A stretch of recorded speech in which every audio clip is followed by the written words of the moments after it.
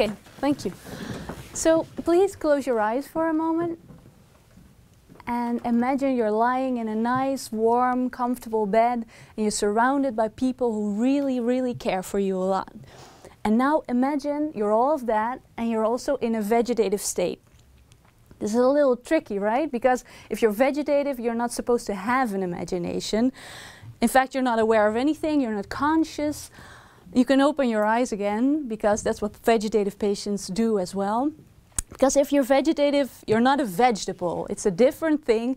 You can open and close your eyes, as I said. You breathe on your own. You move a great deal. But the thing is, your brain is so severely damaged that it can only produce reflexes. And that means, for example, that when a finger approaches your eye, it will close. But you will not become aware of the fact that there's something dangling in front of your eye. Well, this is all due to brain damage that you've acquired. You were just living your life happily and suddenly got into a traffic accident, for example. This can really happen to anyone. And the fact that you're restricted to reflexes means that you can't communicate, you can't care for yourself, you cannot tell us how you're feeling, if you're feeling anything, that is. And I think it's one of the most helpless and vulnerable states that human beings can end up in.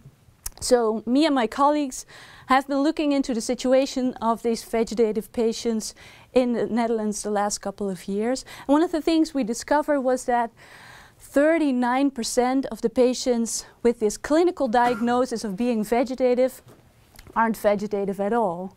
They're in fact minimally conscious. That means that they are aware, they can feel pain, they can process emotional stimuli in a way that's very much the same as the way you and me deal with that. So they're wrongfully labeled unconscious. And this is particularly sad, I think, as these patients are in their state due to medical technology. They're medical doctors, we dragged them through the acute stages of their injuries, but we did not manage to save their brains. And I believe we owe it to them to get at least our scientific facts straight, and from those facts organize the best possible care for them, as long as we don't find a way to get them back. That's it.